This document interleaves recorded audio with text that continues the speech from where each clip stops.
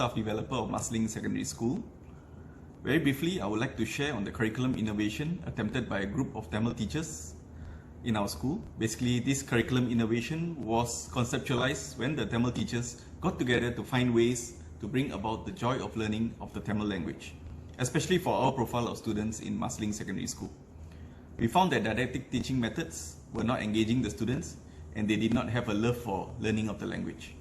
The teachers decided to use an innovative method to motivate all the Tamil students to improve in their writing skills, and so the idea was to involve the students to create their own e-newsletter, which they could call their own.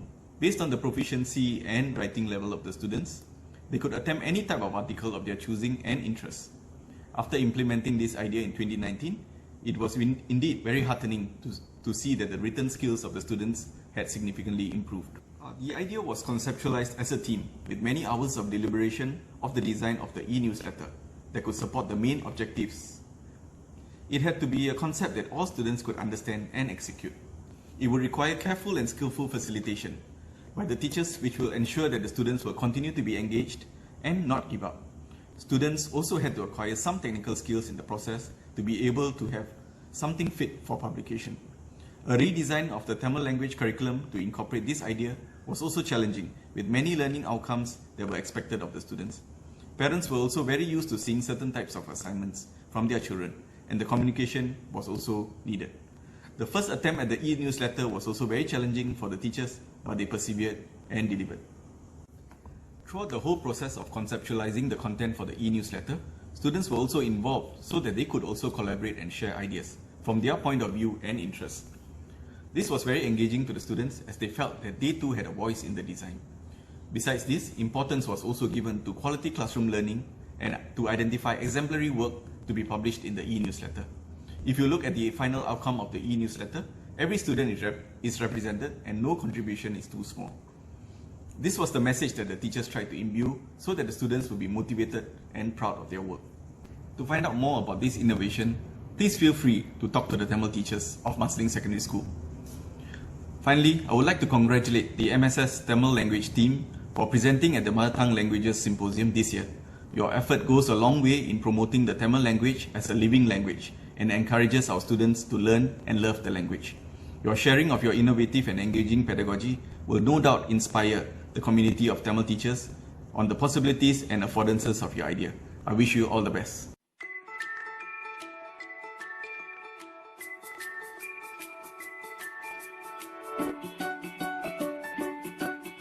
அனைவருக்கும் வணக்கம். Marsiling முரசு என்ற மின்னிதழ் மாணவர்களுக்கு உருவாக்கப்பட்டது. மாணவர்கள் வகுப்பறையில் மகிழ்வூட்டும் கற்றல் நடவடிக்கைகளில் ஈடுபட்டனர். அவர்கள் தங்கள் எண்ணங்களுக்கு வடிவம் தந்து கட்டுரையாகவும் கவிதையாகவும் உரையாடலாகவும் ஓவியமாகவும் மொழி விளையாட்டாகவும் படைப்புகளை வெளிப்படுத்தியுள்ளனர். இவை மாணவர்களின் தனித்திறன்களை வெளிக்கொணர்வதாய் அமைந்துள்ளன. மாணவர்களின் படைப்புகள் அனைத்தும் மகிழ்வூட்டும் கற்றலுக்கு வழிவகுத்தன. இவ்வெற்றி அனுபவங்களின் போது மாணவர்கள் அடைந்த மகிழ்ச்சி கற்றலில் ஆர்வத்தை மேலும் அதிகரித்தது. அவர்களுடைய படைப்புகளே இன்று மார்சிலிங் முரசு என்ற மின்னிதழாக மிளிர்கின்றது. இந்த மின்னிதழின் பல்வேறு பரிமாணங்களை ஆசிரியர்கள் உங்களிடம் பகிர்ந்து கொள்வார்கள். ஒரு தேசத்தின் எதிர்காலத்தை தீர்மானிப்பது வகுப்பறைகளாக இருப்பதால் மாணவர்களுக்கு கல்வி பயிற்றுவிக்கும் முறை மிக மிக முக்கியம். கல்வி கற்பது மாணவர்களுக்கு மகிழ்ச்சிகரமான அனுபவமாக மாற மகிழ்வூட்டும் கற்றல் அவசியம் என்பதை ஆசிரியர்களாக நாங்கள் உணர்ந்தோம். அதன் வழி எங்களது பாடங்களை அமைக்க எண்ணினோம். சரி, மகிழ்வூட்டும் கற்றல் என்றால் என்ன? மாணவர்கள் பாடத்தின்பால் ஈடுபாடு கொண்டு கற்றலை அனுபவிக்கும் போது அது மகிழ்வூட்டும் கற்றலாகிறது. இக்கற்றல் வாழ்நாள் பாடமாகவும் மாறுகிறது. பயன் மிகுந்த வாழ்க்கை திறனாகவும் அது அமைகிறது. இது கற்றலை அளவிலிருந்து தரமிக்கதாக மாற்றி தகுந்த கல்வி சிந்தனையை ஏற்படுத்தும் வல்லமை கொண்டது. கல்வியாளர்களின் சிந்தனைகளை உள்வாங்கிக் கொண்ட நாங்கள் கற்றல் என்பது வெற்றிகரமான அனுபவம் கொண்டதாக அமைய வேண்டும் என்பதையும் விளையாட்டின் வழி இருக்க வேண்டும் என்பதையும் அதே நேரத்தில் கற்றல் கட்டுப்பாடற்றதாகவும் அவசரமின்மையா இருக்க வேண்டும் என்பதை கவனத்தில் கொண்டோம். குறிப்பாக கற்றல் மாணவர்களின் திறனுக்கேற்றதாகவும் ஆக்கப்பூர்வமான கருத்து தெரிவிப்பின் வழியும் உடனிணைந்து கற்கும் அனுபவம் கொண்டதாகவும் அமைய வேண்டும். இவை அனைத்தும் மாணவரை மையமாக கொண்டு அமைவது முக்கியம். ஒவ்வொரு மாணவரின் திறனுக்கேற்பவும் சூழமைவு சார்ந்ததாகவும் இருக்க வேண்டும் என்பதை புரிந்து கொண்டோம். நாங்கள் மாணவர்களுக்கு தொடர்ந்து மகிழ்வூட்டும் கற்றலை கற்றுக் கொடுத்து வருகிறோம். மாணவர்கள் கற்றுக்கொண்டதை காட்சிப்படுத்த வேண்டும் என்ற சிந்தனையில் தோன்றியதே இந்த மார்சிலிங் முரசு மின்னிதழ். மார்சிலிங் முரசு இது மாணவர்களின் கொட்டு முரசு. இது ஒரு மின் இதழ். மாணவர்களுடைய படைப்புகள் மின்னும் இதழ். இந்த இதழில் கவிதைகள், கட்டுரைகள், கதைகள் இடம்பெற்றுள்ளன. விளையாட்டுகள், விடுகதைகள், ஓவியங்கள் உருவாக்கப்பட்டுள்ளன. விரும்பியங்களுக்கு முக்கியத்துவம் தரப்பட்டுள்ளன. அவை மின்னிதழ் ஆக்கப்பட்டவுடன் மாணவர்கள் தங்கள் படைப்புகளை மின்னிதழில் பார்த்து மகிழ்ந்தனர், படித்து பெருமைப்பட்டனர். தங்கள் படைப்புகளை படித்தது மட்டுமல்ல, தம் நண்பர்கள் என்ன எழுதியிருப்பார்கள், எப்படி எழுதியிருப்பார்கள் என்பதையெல்லாம் அறிய ஆர்வம் கொண்டனர். அதன் விளைவாக மற்றவர்களுடைய படைப்புகளையும் படிக்கத் தொடங்கினர். இது மாணவர்களிடம் கற்றல் நடைபெற ஒரு தளமாக இருக்கிறது என்பதை ஆசிரியர்களாகிய நாங்கள் உணர்ந்தோம். எனவே பருவத்திற்கு ஒரு இதழாக இந்த மின் இதழை வெளியிட்டோம். இதுவரை 4 இதழ்கள் வெளிவந்துள்ளன. இந்த இதழ்களை பெற்றோர்களும் பார்த்து மகிழ்ந்தனர், படித்து எங்களை பாராட்டினர். இந்த மின்னிதழ்கள் தொடர்ந்து வெளியிடப்படும். மாணவர்களும் படிப்பார்கள். நீங்களும் படித்து மகிழுங்கள். எண்ணிய முடிதல் வேண்டும், நல்லவே எண்ணல் வேண்டும், திண்ணிய நெஞ்சம் வேண்டும், தெளிந்த நல்ல அறிவே வேண்டும் என்ற பாரதியாரின் கூற்றுப்படி மார்சிலிங் உயர்நிலைப் பள்ளியின் இந்த முயற்சி அனைவரிடமும் வரவேற்பை பெற்று தந்துள்ளமை மார்சிலிங் முரசு மின்னிதழின் வெற்றி என்றே கருத தோன்றுகின்றது.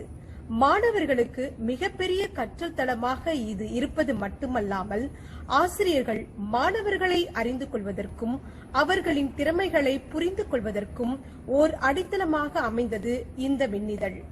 மாணவர்கள் மகிழ்வுடன் கற்றனர் என்பதை நாங்கள் அவர்களது படைப்புகளின் மூலம் அறிந்து கொண்டோம். மாணவர்களை அடுத்த நிலைக்கு அழைத்து செல்ல இந்த வெற்றி ஓர் ஊக்குவிப்பாக உள்ளது. கல்லுக்குள் சிலை மறைந்து இருப்பது போல் மாணவர்களுக்குள் மறைந்திருக்கும் திறமையை வெளிக்கொணர்வதற்கு ஒரு பாலமாக நாங்கள் இருந்ததை நினைத்து எங்களுக்குள் மகிழ்ச்சியும் பெருமிதமும் ஊற்றெடுக்கிறது.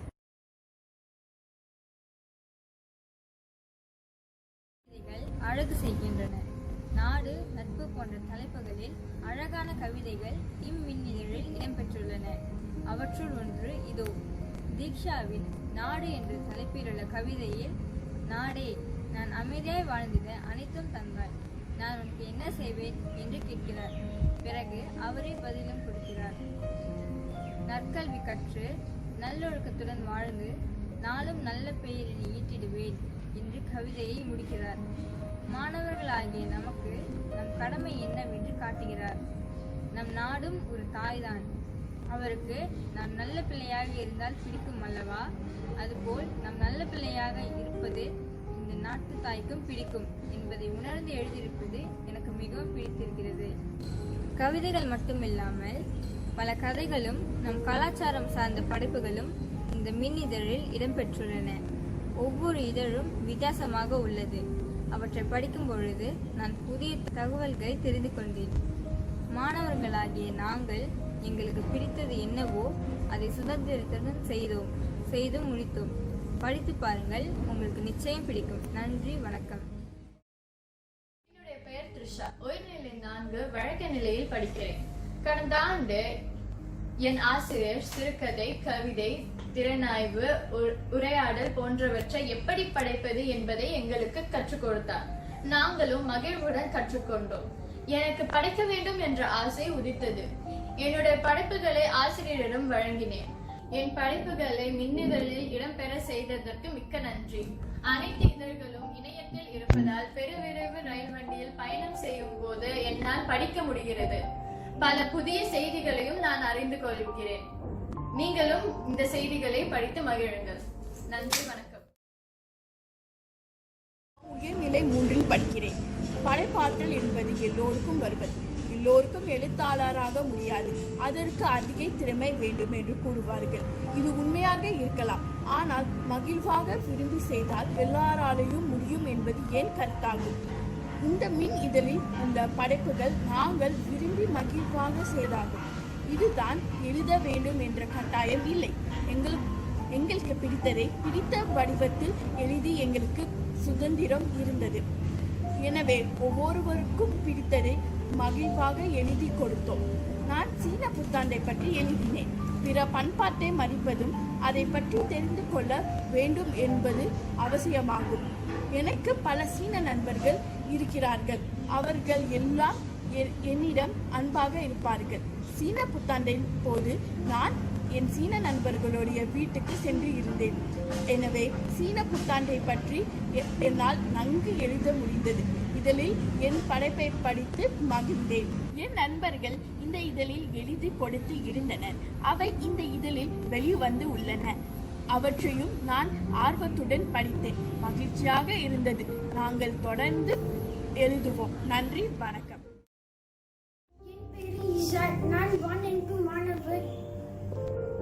பள்ளியின் இருவார நிகழ்ச்சியில் வெளியில் இருந்த வந்த பயிற்சியாளர் எங்களுக்கு கரகாட்டத்தை சொல்லி கொடுத்தார். நாங்கள் கற்றுக்கொண்டு ஆடினோம். அந்த புகைப்படம் இந்த இதழில் இடம் பெற்றிருப்பதை பார்த்து மகிழ்ந்தேன். அடுத்த இதழில் எனது படைப்புகள் ஏதாவது இதில் இடம்பெற வேண்டும் என்று விரும்புகிறேன். தமிழர்கள் கொண்டாடும் பண்டிகைகளில் பொங்கல் பண்டிகை மிகவும் முக்கியமானதாகும். அப்பண்டிகை பற்றிய பல செய்திகள் இங்கு இடம்பெற்றுள்ளன. இப்பண்டிகை தொடர்பாக பல போட்டிகள் நடைபெற்றன. அதில் நான் 2ஆம் பரிசு பெற்றேன்.